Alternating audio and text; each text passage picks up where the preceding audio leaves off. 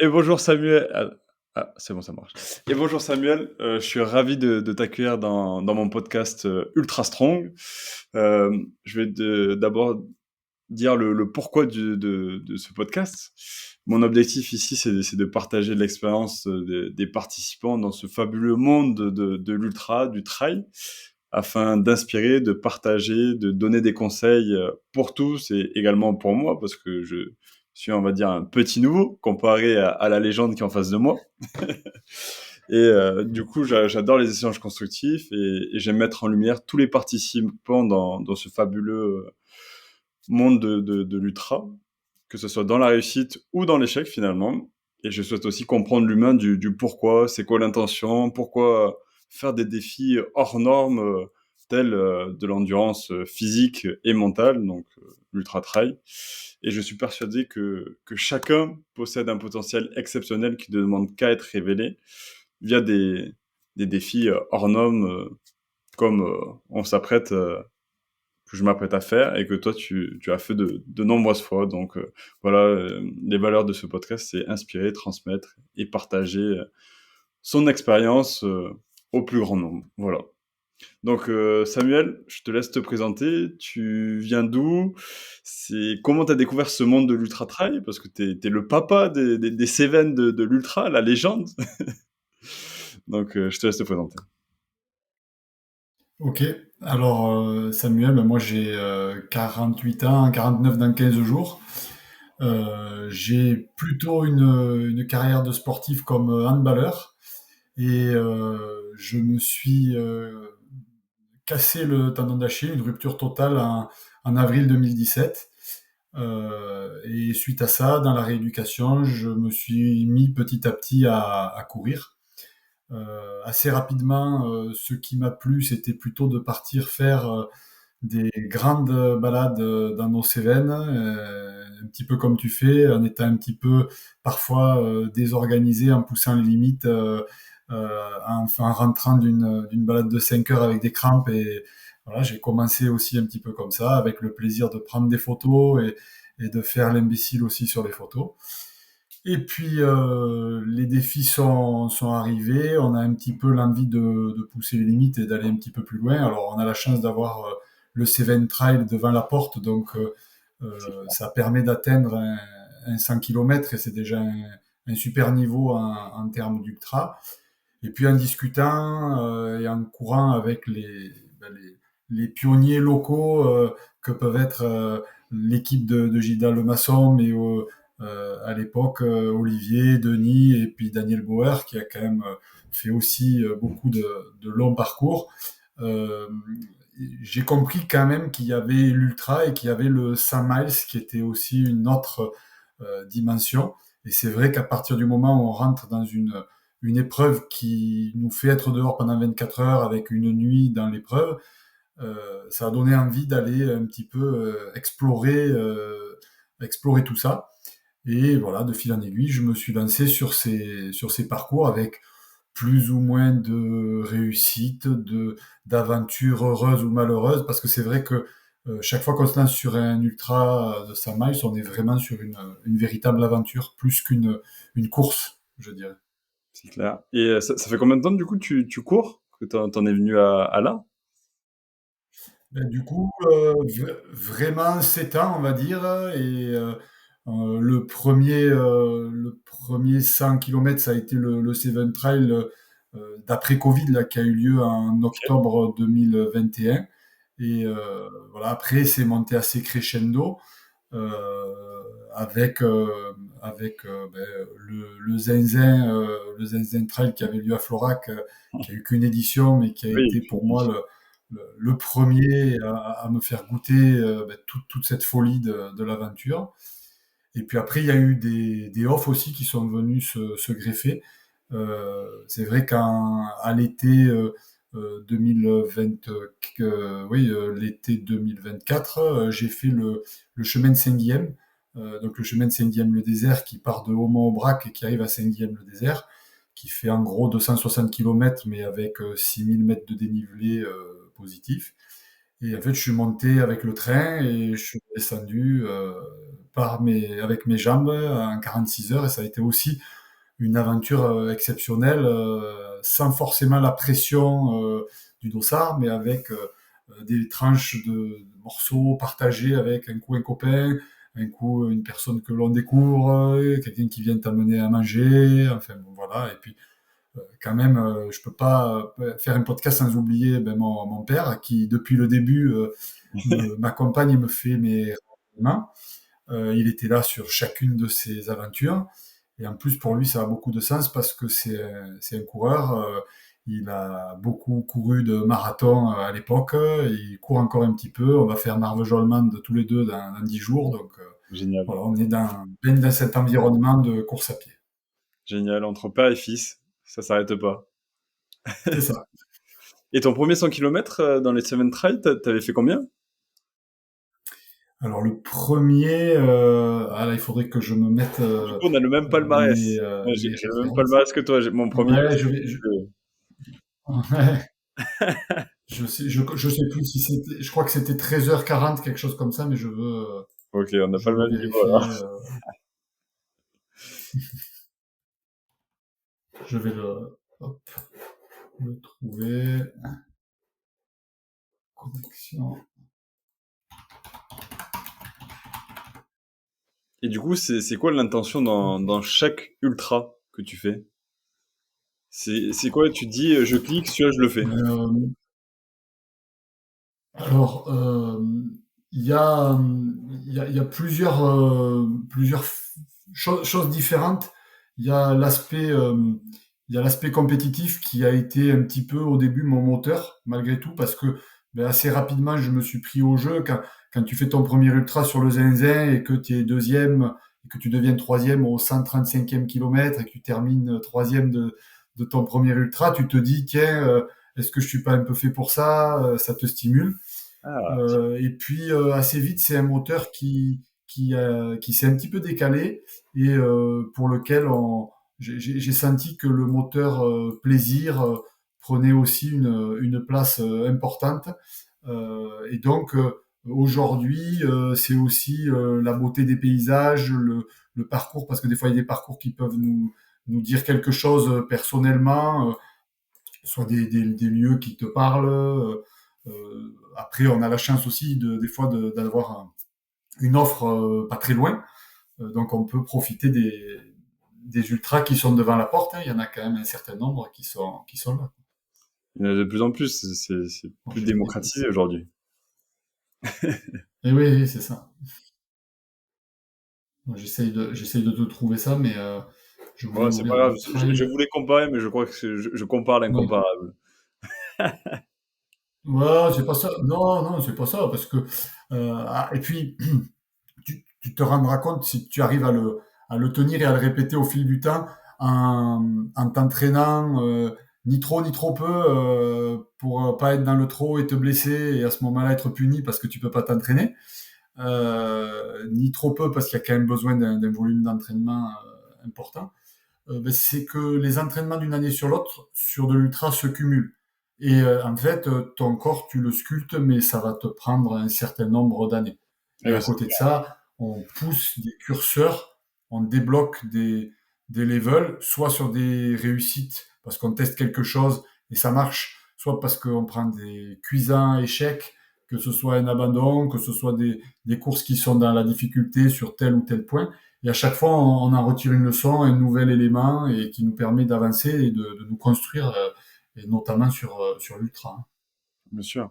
Et du coup, ton premier ultra, c'est le zinzin, c'est ça? Le premier énorme, celui que tu as fait, c'est le Alors le 170? premier, ouais, le premier 100 miles en fait, parce que il y a quand même une définition d'ultra qu'on peut relativiser là-dessus, quoi. Donc il faut le regarder aussi. C'est-à-dire que si tu considères que à Anduze, il y avait un 70 km, le 60 du Vigan, pour certaines personnes, on commence à rentrer dans de la longue distance, c'est des trails longs. Et Tout à c'est fait. vrai que quand tu dépasses le 80, tu rentres un petit peu dans l'ultra, et le 100 miles, tu rentres vraiment dans une autre dimension. Moi, je me rends compte que le 10, 10, 12 heures d'effort, c'est une épreuve. Et au-delà, et le 24 heures et au-delà, c'est encore une autre dimension, une autre épreuve. Voilà. Moi, je cherche Ouais, le je remonte au-delà. pas. C'est pas grave, sinon c'est pas bien grave. Mais Ouais, ouais, non, mais là, je vois. Le premier, le premier, ça a été le zinzin.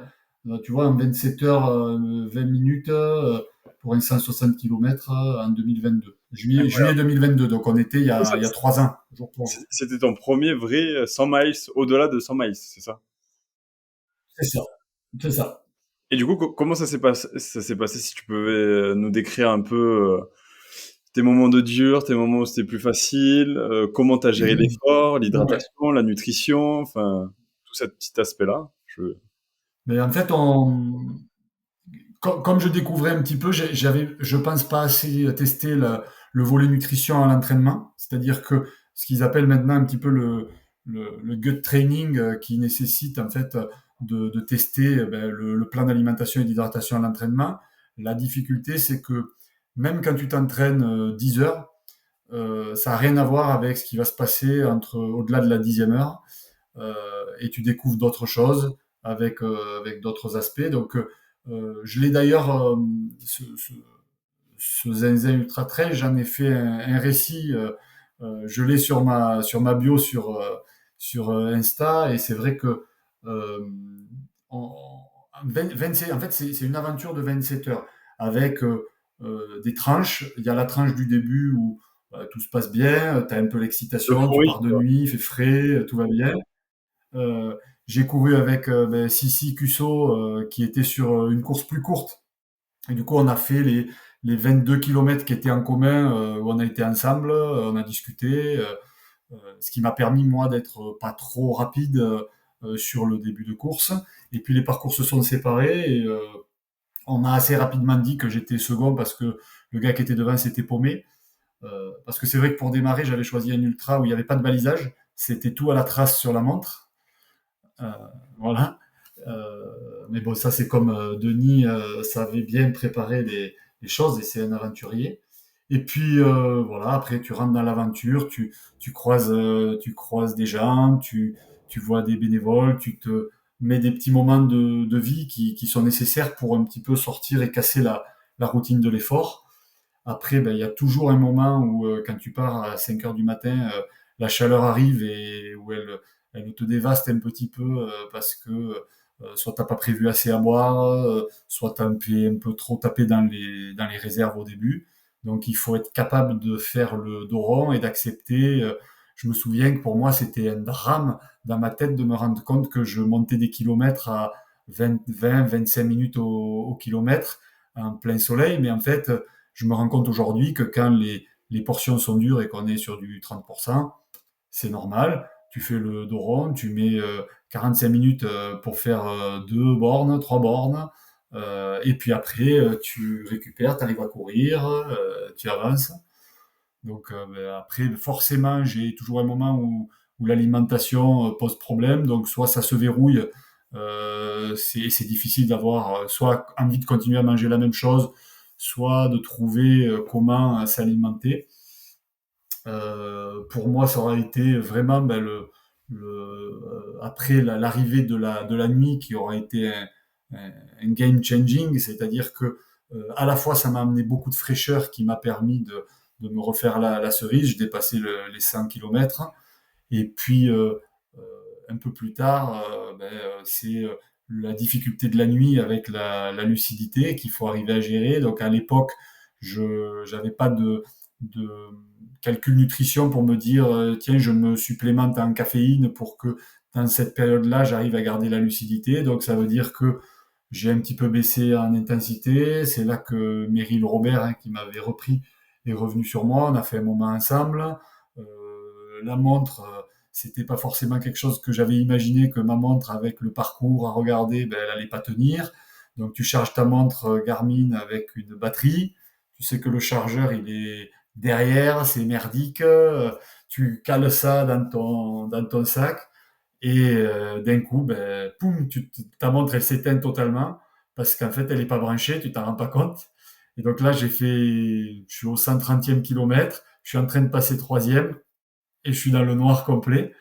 Donc ça a été un moment un peu hors du temps, un peu compliqué. On arrive au ravito, je repars troisième, Meryl repart un peu devant. J'ai froid, je remets mon kawaii, ouais, c'est un peu la panique qui peut arriver. Et puis après, ben, il y a souvent des hallucinations hein, qui viennent se rajouter. J'allais en parler. Là, moi, ce coup-ci, ouais, ben, ce coup-ci, ça avait été, j'étais persuadé d'entendre deux chiens aboyer et venir à ma rencontre. Bien sûr, je les ai jamais vus, euh, mais je les ai imaginés. À chaque virage, j'avais l'impression qu'ils allaient arriver sur moi. Et puis après, ben voilà, tu dépasses tes limites, tu arrives avec des ravitaillements, à demander, tiens, peut-être je vais essayer la soupe, tiens, peut-être je vais essayer ça, et ça t'aide à un petit peu repartir. Et ce qui est assez paradoxal, c'est qu'en fait, ce qui marche une fois va pas forcément marcher le coup d'après. C'est-à-dire que cette fois-là, au dernier ravito, j'ai mangé un bout de banane et un carré de chocolat, et c'est tout. Et d'autres fois, j'ai prévu la banane ou la soupe au même moment et en fait, je la veux pas ou je la prends et je vais vomir. Et, voilà, c'est aussi la magie de chaque aventure. C'est pour ça que je dis vraiment, c'est une aventure à vivre. Ah ouais, complètement. Il y a Et je plusieurs suis facteurs arrivé sur la à place de prendre, Florac. il y a plusieurs facteurs à prendre en Ouais, compte, vas-y, comme tu vas-y.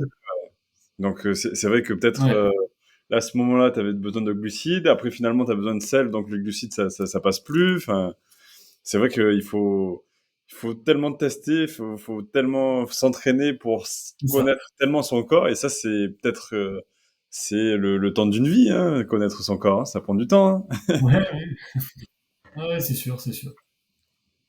Et, euh, et notamment au niveau, mais du coup tu l'as fini en 27 heures, c'est ça? À la fin, est-ce que Ouais, aucune blessure, en quelques 27 heures. hallucinations, l'hydratation ça a été, l'alimentation aussi. Ouais, en fait, je savais que le gars devant avait une bonne avance. J'imaginais entre demi-heure et un peu plus. Et au final, il y a eu une heure parce que j'ai vraiment fait la dernière descente pour pas me blesser. Et je savais que derrière, j'avais une heure et demie d'avance. Donc, en fait, j'ai fini tranquille. Ce qui aide aussi à la récupération.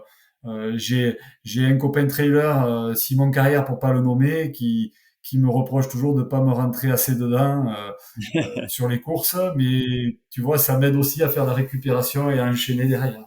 Ah, c'est sûr. Ouais. Et comment t'as géré le sommeil durant cette course?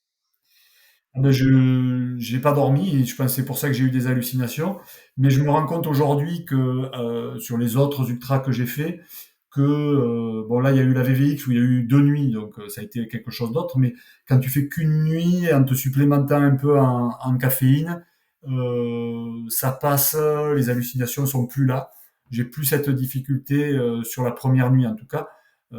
Et ça, je pense qu'il faut le vivre un petit peu pour dire tiens, j'ai débloqué dans ma tête aussi, je suis capable de courir une nuit et il n'y a pas de problème. Ok. Et tu faisais des micro-siestes ou pas du tout? T'enchaînais? Là, non, pas du tout. À aujourd'hui, j'ai dormi sur tous les ultras que j'ai fait, j'ai dû dormir une seule fois, c'est au GRP, j'ai dû dormir 10 minutes. Et sur le chemin de Saint-Guilhem à Off, là, comme j'étais passé à la maison, j'avais dormi une heure. Ok. Et à la Volvic, je sais que là tu l'as fait il y a pas si longtemps que ça. Là, t'as fait 2 nuits du coup. Alors oui, parce que en fait, tu pars à 10 heures du matin et j'ai couru 42 heures, donc je suis arrivé au petit matin à 6 heures du matin, le 3, le un deuxième jour, ouais, voilà. Donc j'ai fait deux nuits complètes, donc c'est une sacrée. La première nuit sans difficulté, mais la deuxième nuit, en n'ayant pas dormi et en arrivant sur la fin de la nuit, j'étais bien dans les hallucinations. Bon. Ah ouais. Ah ouais, Ce coup-ci, c'était des, tu fais pas de Ouais, micro-sieste. ce coup-ci, les hallucinations, c'était des objets urbains en pleine forêt, c'est-à-dire que les buissons devenaient des abribus ou des feux tricolores. Et en fait, euh, la technique, c'est que quand tu arrives au niveau de ce que tu penses et que tu sais au fond de toi qui est pas vrai, tu le regardes et hop, tu vois que c'est vraiment un buisson et tu dis bon, ben, c'est bon et tu continues à avancer. Ah ouais. Mais est-ce que du coup vu que tu dors pas énormément. Est-ce que tu sens dans tes pas la fatigue, tu as un manque de lucidité, tu sens que tu as plus le même rythme? Oui, de toute façon, le rythme, il s'effondre musculairement, on va dire déjà. On s'en rend compte quand on regarde les rythmes qu'on a sur les ultras. Mais c'est vrai que euh, on dit toujours que ça revient en ultra et il faut le vivre. Et c'est vrai que je me suis rendu compte que même si on a des bas très profonds et qu'on arrive à puiser, il y a un moment donné où on arrive à pouvoir terminer fort avec de l'énergie. Donc, en ayant ça en tête, tu t'accroches, tu te dis, même si je suis en mode pilote automatique, un peu zombie, tu sais qu'à un moment donné, ça va revenir. Et donc, des fois, ça revient pas, mais tu t'accroches à ça en te disant, ça va revenir, ça va revenir. Je prends l'exemple du GRP que l'été dernier où j'ai eu mes problèmes toujours un petit peu de digestion et où j'ai mis 35 heures alors que j'étais plutôt dans une logique de 31 heures. Je me suis arrêté, j'ai pris le temps sur les ravitaux.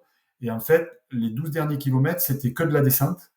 Mais j'ai mis 1 heure, j'ai 1 heure et 5 minutes, j'ai couru à 11 km heure les 12 derniers kilomètres alors que j'avais 34 heures dans les jambes. Et donc, ce qui, normalement, tu te dis, c'est pas possible, mais tu le débloques et tu as cette confiance qui rejaillit avec de l'énergie qui arrive, alors que je m'alimentais plus depuis une dizaine d'heures. Ah ouais. Et comment tu gères, je sais que tu as notamment pas mal de troubles alimentaires en trail. Comment tu gères tout ça finalement? Tu penses que c'est dû à quoi? C'est un surplus de glucides ou enfin, je sais pas si tu peux nous Alors, dire. c'est ouais, c'est multifactoriel. Pour moi, j'ai pas encore trouvé. J'avais beaucoup expérimenté en pensant que l'année dernière, le problème venait sans doute d'une mauvaise hydratation. Donc, typiquement au Seven Trail cette année, il faisait très froid au départ. Du coup, je me déshydrate et je me suis mis en vrac la vessie qui en fait après s'est baladé m'a tapé dans tous les organes et m'a obligé de ralentir sur la deuxième partie de course et c'est pour ça que je mets 1 heure de plus que l'année d'avant, que je mets 13h15 et que voilà, j'étais déçu du truc par rapport à l'entraînement, au rythme et à tout ce qui avait été mis en place. Et je pense que c'était lié à un manque d'hydratation dès le départ. Il faut vraiment pas le négliger. Après, le sucre, on se rend compte quand même que ça fonctionne jusque vers les 10 heures d'effort.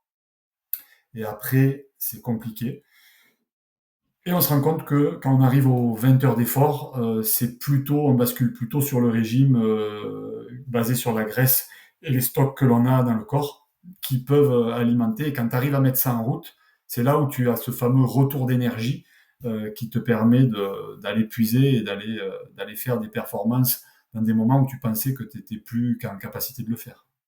Moi, je te trouve fort parce que tu as des troubles alimentaires et tu arrives à finir la course malgré cela pour la plupart des courses. Je sais que dernièrement, ça l'a pas fait. Si tu peux nous raconter le dernier ultra Oui, bien sûr. que tu as pu. Ouais, ouais, que je me suis engagé au départ là. Ben, en fait, Ah, ça fait 3 ans c'est quel ultra? que je C'est quel bâche ultra? Parce qu'ils savent pas. ouais, ouais, mais ça fait 3 ans en fait que je bâche au Grand Raid du Queyras. Euh, je pense que la première année, j'ai abandonné parce que j'ai paniqué. J'avais jamais ressenti ce niveau de trouble un petit peu de surchauffe qui peut faire que tu fais hypothermie. Derrière, si tu te rafraîchis avec de l'eau trop froide, tu te mets un peu à trembler. Du coup, c'était un peu la panique. J'aurais pu, à mon avis, franchir l'épreuve. L'année dernière, je me suis clairement sous-hydraté au départ et du coup, j'ai pris le coup de chaud. Et cette année, il faisait plus chaud que ces 2 années, donc je me suis bien hydraté, j'avais reconnu le parcours, j'étais en capacité de le faire et je l'ai fait à un rythme beaucoup plus en dedans que les années précédentes. Mais je ne sais pas si c'est un défaut d'énergie, donc je me suis peut-être pas assez alimenté au départ, ou si c'est juste le coup de chaud qui est venu, mais derrière ça m'a de nouveau déréglé. En fait, j'ai pas forcément un problème digestif parce que quand je vomis quasiment que le liquide et je vais pas à la bile. Donc, si tu veux, c'est pas désagréable non plus, ce qui m'empêche pas de me dire je peux plus faire d'efforts. La difficulté, c'est que tu te déshydrates. C'est-à-dire que si tu bois 1 litre de quoi que ce soit, mais que 20 minutes après, ton litre, tu le recraches, petit à petit, tu te déshydrates. Et la difficulté sur des ultras où on part tôt comme ça à 5 heures du matin, c'est que le temps d'exposition au soleil au moment où ton corps commence à chauffer lié au début d'effort est long. D'ailleurs là, la mise en chauffe jusqu'à 9 heures, euh, ben, peu importe la température, je dirais, ça se passe toujours bien. Mais après, de 9 heures jusqu'à 18 heures, avec des moments un peu désertiques en altitude, il faut être préparé. Je pensais l'être, je le suis pas. Après, il faut aussi savoir que j'ai plutôt tendance à être bon quand les conditions sont mauvaises ou froides, parce qu'en fait, je pense que j'ai à la base une surchauffe naturelle, ce qui fait que typiquement un trail sous la pluie ou en octobre, je vais me retrouver plus à mon aise. Et je l'intègre aussi, je commence à l'intégrer, à essayer de le comprendre. On va y travailler là, avec mon médecin du sport pour essayer de comprendre ce qui pourrait permettre de le régler. Parce que les conditions climatiques, il faisait chaud, il faisait très chaud. C'était quoi? Oui, oui, il faisait très chaud, c'est-à-dire que c'est la première fois où j'avais pas les gants au départ, alors que on part à 5 heures du mat, donc il devait déjà faire une température suffisante. On a énormément sué dans la première partie, donc on se déshydrate. Et moi, le coup de chaud, il se matérialise par déjà un arrêt de la sudation sur le corps. Donc j'ai senti que je suais plus. Donc quand tu vois que sur tes bras et sur ton front tu sues plus, tu sais que tu as pris une déshydratation, donc tu essayes de la gérer. Tant que tu arrives à ne pas déclencher les vomissements, ben, tu arrives. Pourtant, je prends des boissons avec aussi des sels pour avoir un petit peu ce qui permet de pas venir juste se stocker dans l'estomac et faire floc, floc, floc, tu vois, de vraiment venir dans le corps. Mais aujourd'hui, je coince un petit peu là-dessus et on, on va vraiment y travailler.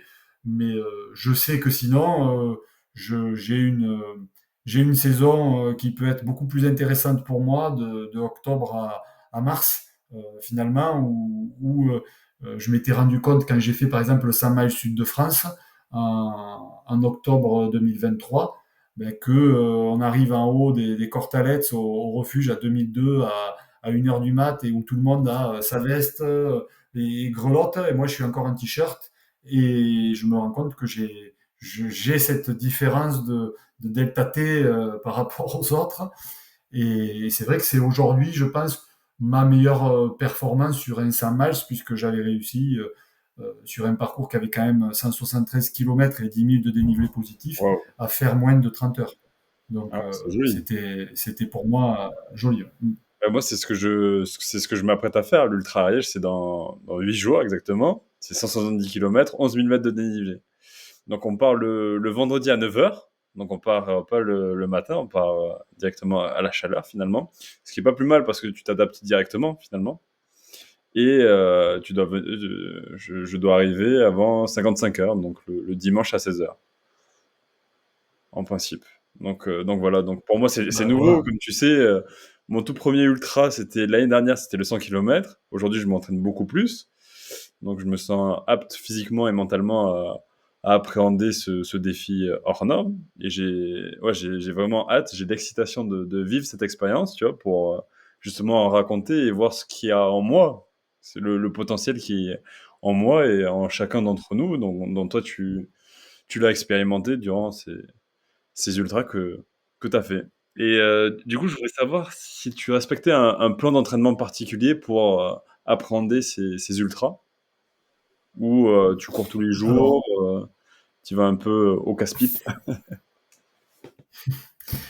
alors moi j'ai justement la grosse difficulté, enfin mon handicap qui est peut-être celui de beaucoup de personnes, c'est que j'ai un emploi qui est prenant, qui me mobilise notamment tous les jours. Après, j'ai une organisation de vie, je suis impliqué associativement, donc il faut trouver du temps.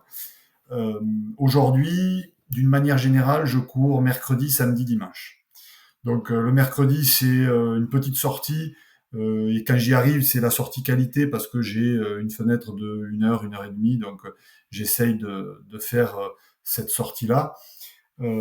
Et puis le week-end, finalement, je me retrouve à faire des blocs tous les week-ends. Alors parfois ils sont petits quand j'ai pas trop de temps et j'alterne trail et course sur route parce qu'en fait la route ça me permet de faire du volume avec moins de temps mobilisé. Je vais être capable d'aller me faire une sortie de 50 bornes sur la route pour pouvoir faire du volume et je sais que ça va me prendre 4 heures, un peu plus, et puis maximum, et puis c'est réglé, quoi. Après, j'ai quand même besoin de faire du volume de dénivelé. Comme tu le sais, maintenant je suis plus dans les Cévennes, donc ça m'oblige à faire un petit peu de logistique et d'organisation pour aller chercher ce dénivelé. Donc voilà, je me fixe le dénivelé d'une manière, on va dire moyenne. J'étais sur 80 km semaine en essayant de faire aller entre 2 et 3000 mètres de dénivelé.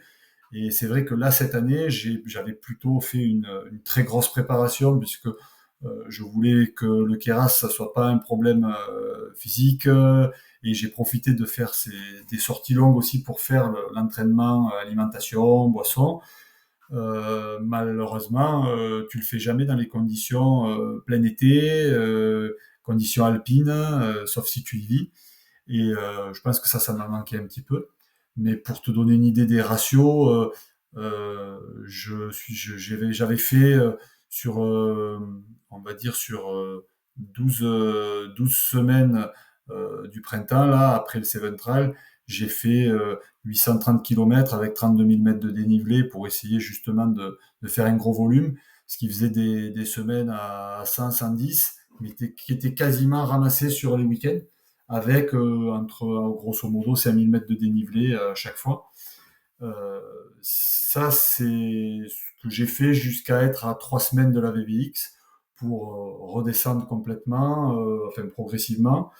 La VVX est fait et normalement j'étais dans une dynamique de régénération et à 10 jours d'après la VVX, on a fait la reconnaissance du Keras. Alors on l'a fait en 3 jours. Est-ce que c'était trop et est-ce que je l'ai payé aussi? Je ne sais pas, je l'ai pas encore analysé comme ça. En tout cas, c'était pas le ressenti physique ni dans les marqueurs physiologiques habituels.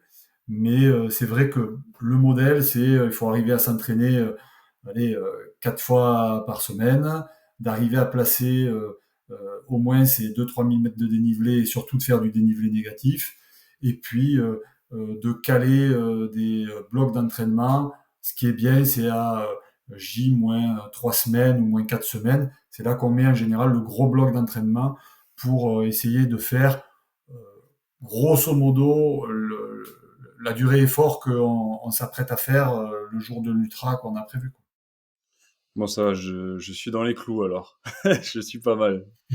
Mais je me suis chopé il y a pas si longtemps que ça. Oui, et en plus, J'ai chopé une épine calcanéenne qui du coup, me posait problématique à mon pied. Du coup, j'ai fait un arrêt de 10 jours sans courir, tu vois. Donc, j'ai fait quand même du vélo de route pour faire du volume quand même. Mais aujourd'hui, ça va mieux. Donc là, j'essaye de courir tous les jours un petit peu, tu vois, pour faire toujours réadapter mon muscle squelettique, tendineux et aussi mon pied, ma cheville finalement. Donc j'espère que ça va le faire. On est pas mal sur ça. Et je voulais savoir si tu as fait un peu de prépa mentale aussi, ou pas du tout. alors, j'en ai pas fait directement, mais c'est vrai que en étant manager aussi bien dans la vie pro qu'en ayant un passé d'entraîneur de handball, c'est des choses sur lesquelles je m'étais un petit peu renseigné, j'avais appréhendé. Donc, je fais un petit peu de la, on va dire de la pleine conscience quand je vais courir, je me recentre assez bien sur moi, donc je l'intègre, j'arrive à me le faire sans que ça ait ce mot-là, mais de projection, de comment ça va se passer. Mais c'est vrai que la fraîcheur mentale euh, compte beaucoup avant une course, des fois autant que la, le poids de la préparation mentale que tu pourrais te mettre à visualiser, à être dedans. C'est un peu un côté anxiogène aussi. Et pouvoir faire, ça peut être aussi, aussi intéressant avant ce type d'effort où tu vas devoir puiser dans des ressources mentales que pour le moment tu n'as pas encore explorées. C'est sûr. Donc moi, je fais beaucoup de... J'ai une autre approche, tu vois. Je fais beaucoup de prépa mentale, tu vois. Je fais beaucoup de visualisation, de respiration, de bain froid, finalement. C'est une forme de méditation. Et justement, ça me permet de me calmer, comme tu dis, se recentrer, visualiser ma course. Parce que le cerveau, il fait pas la différence entre ce qu'il voit et ce que tu crées en fermant les yeux par toi-même, tu vois. Donc je trouve ça très intéressant. C'est ce qui m'a réussi aujourd'hui dans mon parcours sportif.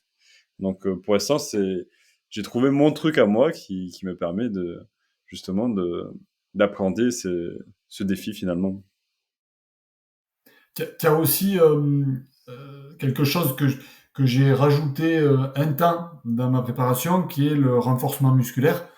Je sais que toi, tu en es friand et tu l'utilises. Et c'est vrai que ça peut, notamment sur tout ce qui est euh, compensation de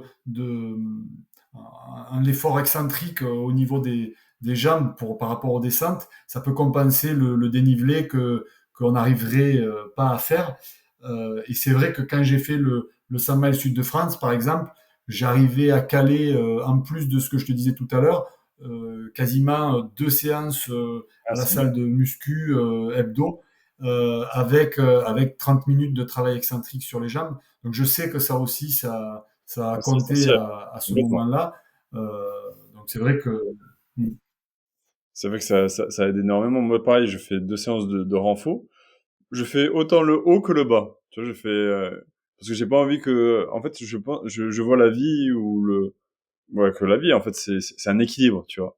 Donc, il faut pas qu'il y ait une compensation ailleurs, tu vois.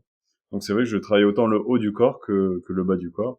Notamment, du coup, en excentrique, avec de la charge aussi. Parce que je trouve que la charge, il y a rien de mieux pour développer son muscle. De toute façon, ça a été prouvé. Et donc, notamment beaucoup de squats, de fentes, de travail à la kettlebell aussi. Donc, tout ce qui est travail, finalement, des ischios. Et en fait, c'est pour avoir aussi une pleine conscience de tes muscles, tu vois.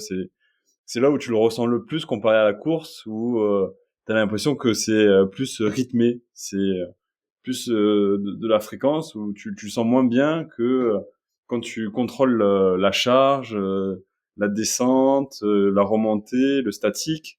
Donc je trouve ça très très intéressant. Mais du coup, si tu as pu mettre ça en place et tu as pu ressentir ça, c'est cool. Ouais. C'est ce qu'il faut aller vers ça, je pense. Après, c'est vrai que tu parlais sur l'aspect mental. Quand tu places tes grosses séances d'entraînement pour faire les volumes, notamment sur les blocs, quand tu places des séries de répétitions de plusieurs montées pour aller chercher un gros volume de dénivelé, c'est vrai que là, tu viens aussi pousser les curseurs mentaux. Et c'est un bon effort pour aller repousser un petit peu et travailler la résilience pour les moments qui vont être difficiles.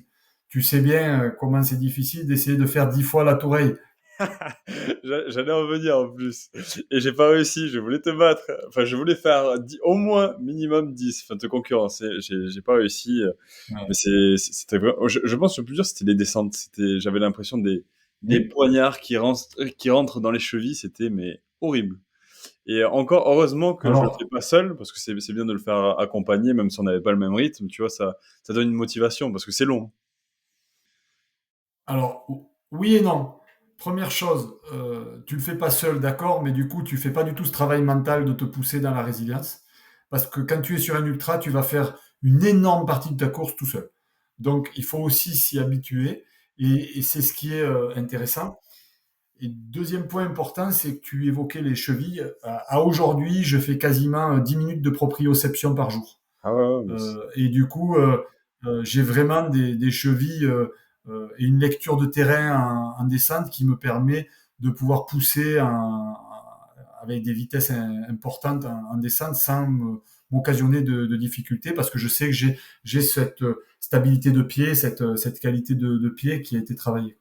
Ah, tout à fait. Bah, je te rejoins dessus. La stabilité de pied est essentielle. Et comme tu le sais, je cours aussi en sandales. Donc moi, je le fais aussi pour ça finalement. Tu vois, c'est pour travailler cette stabilité du pied. Et ce qui m'a plus ou moins réussi quand j'ai fait mon premier ultra, tu vois, c'est je ne m'entraînais qu'en sandales.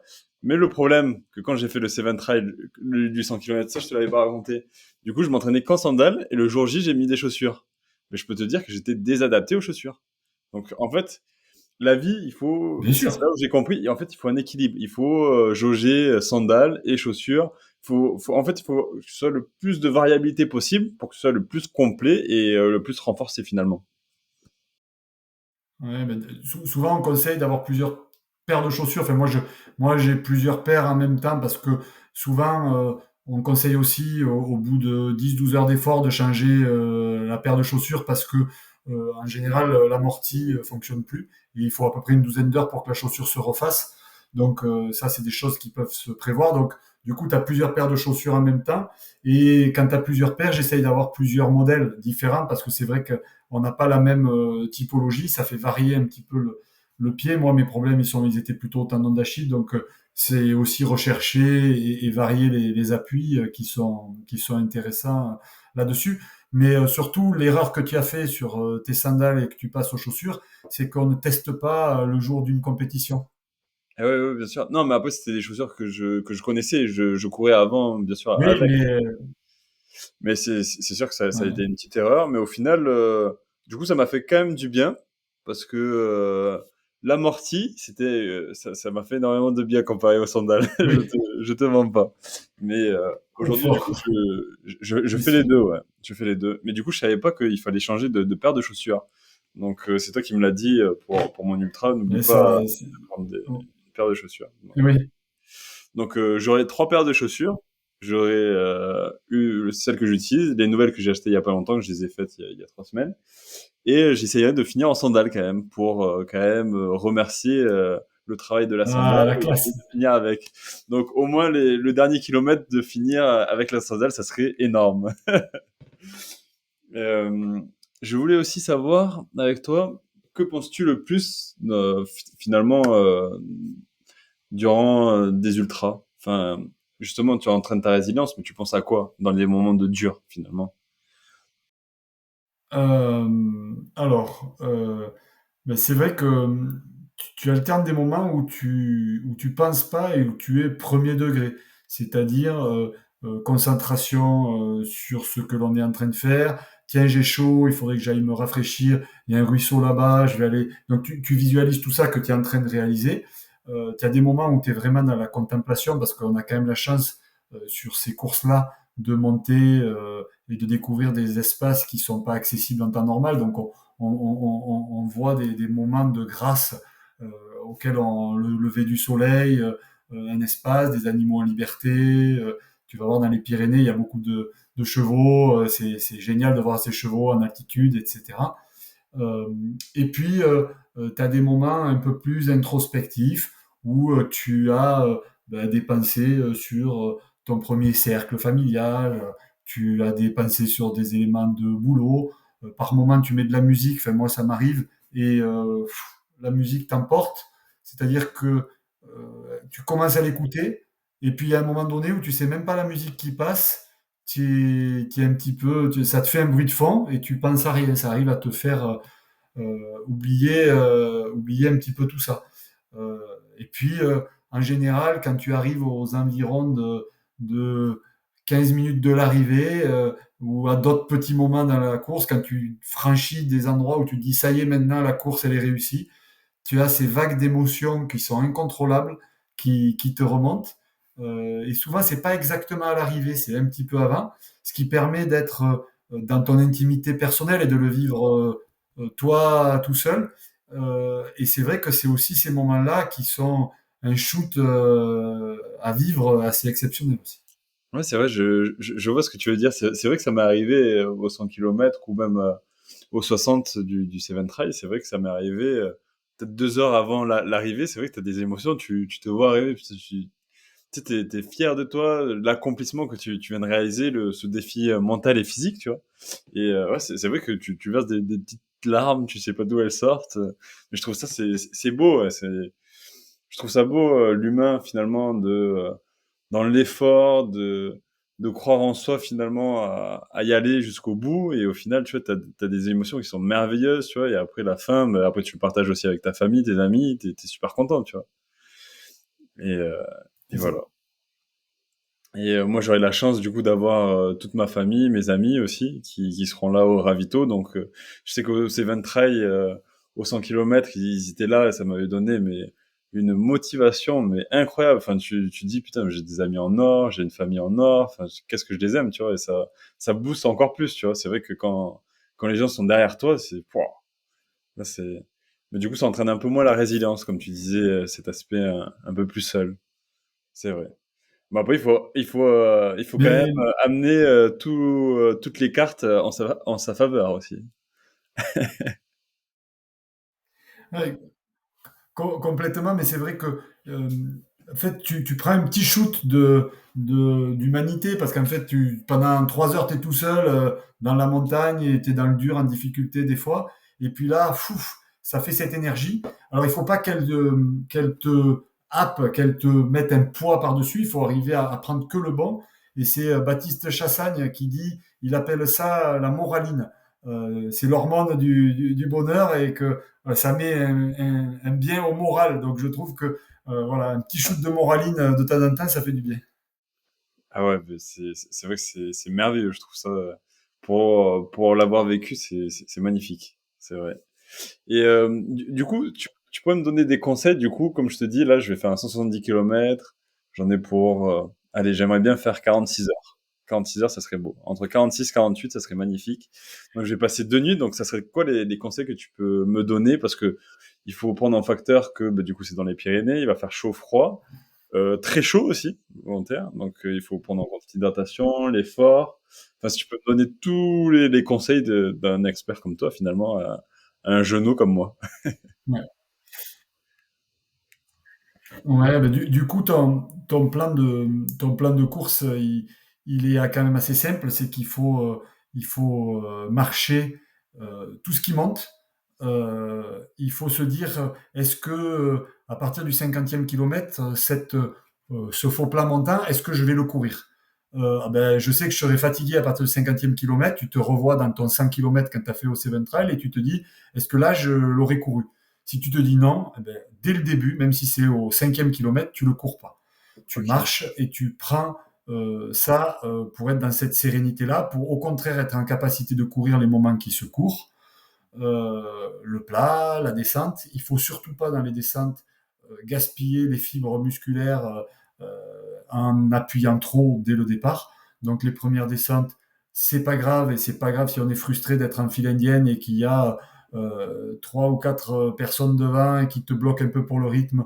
Objectivement, tu vas perdre 30 secondes sur la descente, tu t'en fous. À la limite, si tu es frustré, tu t'arrêtes et tu pisses et tu en profites pour prendre ça zen. Donc déjà, si tu te mets dans ce mood-là, tu vas finalement te mettre dans une allure qui va être très confortable, qui va ménager ton cardio, qui va rester bas.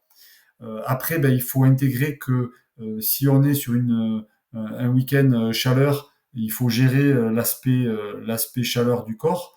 Donc toi, ça, c'est peut-être un aspect que tu maîtrises mieux que moi avec ton travail que tu fais sur le froid. Mais il faut pas hésiter à s'asperger, à maintenir le corps dans des températures correctes. On voit un ruisseau, ben, on s'arrête, on se mouille, on mouille la casquette, le chapeau, Je et on pense que je s'en vais met un prendre petit le peu. maillot. Et, euh,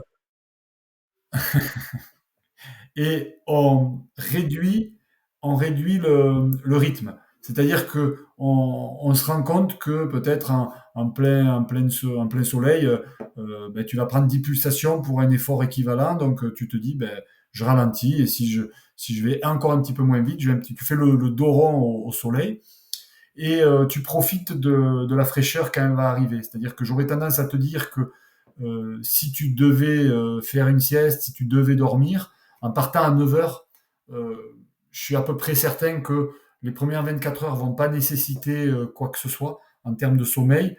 Si tu te boostes un petit peu de caféine la nuit à raison de allez, un gel caféiné ou un stick, il y a deux, trois produits qui existent en pharmacie qui sont un peu boostés là en caféine. Ou si tu as du monde sur les ravitaux, si tu bois un Red Bull, chacun a un peu son truc, mais bien sûr. au moins une ou deux fois. C'est plutôt la fin de la nuit qui est difficile, paradoxalement. C'est à partir de 4 heures Ouais. du matin où tu vas ressentir peut-être la fatigue. Et profiter de tout ce moment de fraîcheur. Et qu'à la limite, si tu ressens la fatigue et que tu es plutôt à aller faire une sieste à 13 heures, il y a un ravito, ils ont un espace où on peut se poser, ben c'est plutôt là que j'aurais tendance à te dire on fait une sieste. Par contre, la sieste, c'est 10-15 minutes et pas plus. Ouais, bien sûr. Et tu repars. Euh, euh, après, il faut bien faire attention quand on se rafraîchit à faire attention aussi à mouiller les chaussettes qui sont dans les chaussures, qui peuvent faire des ampoules quand on n'a pas l'habitude de courir parce qu'on n'a pas des chaussettes super au top, bien placées. Donc tous ces petits détails-là, il faut vraiment ménager. Typiquement, tu vas sentir un caillou dans la chaussure ou un début d'ampoule, tu t'arrêtes, tu enlèves ta chaussure, tu remets ta chaussette, tu regardes, tu repars pas avec un faux pli qui va faire que dans 15 bornes, tu auras une ampoule comme ça, que tu vas être obligé de la crever. Faut vraiment se dire que tu vas être là pour un moment, donc Ok. tu en profites. Et après, ben, tu gères ton hydratation et ton alimentation en te disant qu'à partir de 20 heures, tu vas te rendre compte que tu auras peut-être moins besoin d'apport parce que tu vas basculer un peu plus sur les réserves. Tu vois, sur la VVX, à partir de 18 heures de course, j'ai mangé, alors qu'il n'y avait rien qui passait depuis quelques heures, j'ai mangé aligot saucisse, après j'ai mangé des pâtes et j'ai mangé juste mon plat d'aligot saucisse et rien pendant 8 heures. Mais c'était une réserve suffisante qui m'a alimenté petit à petit. Je l'ai pas encore rédigé, mais je ferai un récit de la VVX et tu verras, c'était assez impressionnant de puiser sur les réserves. Carrément, bah, tu me diras, de toute façon, je mettrai ton lien en bio de mon podcast et les gens, s'ils veulent te voir, Samuel Chattard sur Instagram, c'est ça? Ça Run marche. and Jump, non? Aussi. Donc, Ça. je mettrai tout ça si les gens, ils veulent s'inspirer aussi de l'expérience de Samuel. Et moi aussi, j'aimerais aussi pouvoir écrire, du coup, l'Ultra Ariège, hein. Donc voilà. Donc, ouais, pour tes Tu conseils. démarres fort quand même. Hein? Comment? Tu démarres fort dans le choix de l'ultra. Ah oui, c'est vrai, ouais. Bah, c'est vrai que ça fait pas longtemps, hein. Ça fait 1 an et demi que j'y suis dans le monde de l'ultra. Enfin, mon premier ultra, c'était l'année dernière, aux 100 km. Donc, mais j'ai toujours la vision, tu sais, de progressivité. Je pars du corps, enfin, après avoir expérimenté pas mal de choses sur mon corps au niveau sportif et mental, avec toutes mes disciplines que j'ai pu faire. C'est vrai que je trouve qu'on sous-estime ses capacités humaines, tu vois. Je trouve qu'on est trop dans un standard un peu trop bas, tu vois. Et je pense que ça fait des milliers d'années qu'on est là, sur Terre, et c'est pas un petit 10 kilomètres qui va m'effondrer, tu vois. Ce que je veux te dire. Donc je pense qu'on Ouais, est, ouais, c'est sûr. on est né pour faire des choses incroyables. On a un super pouvoir en chacun d'entre nous qui n'attend que d'être révélé. Mais après, chacun a son petit domaine spécifique, tu vois. Moi, je sais que c'est le sport, le mental, moi, c'est ce qui m'anime, tu vois.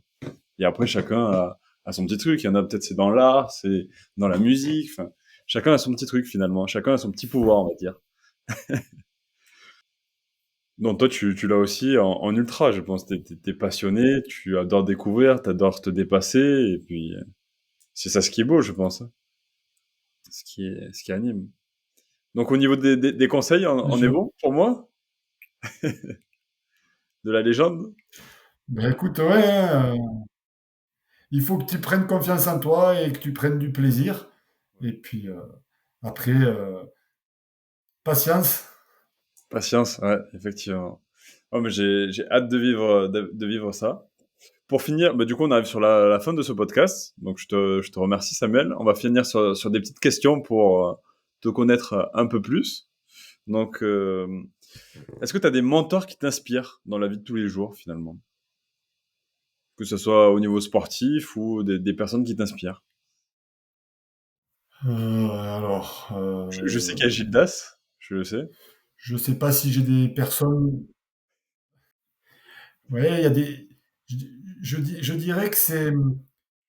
Je viens pas forcément chercher la comparaison ou de me mesurer, mais c'est vrai que il y a des athlètes qu'on peut suivre qui sont inspirants. Ce serait bateau de te répondre Kylian Jornet, qui fait des choses qui sont pas du tout à notre niveau. Je suis plutôt sur un état d'esprit de se dire que tout est possible et que il faut pas s'arrêter à la difficulté. Souvent, je cite deux petits de Maxime, Sky is the limit, et puis de pas oublier que en fait la douleur est éphémère et l'abandon est définitif. C'est vrai, c'est vrai.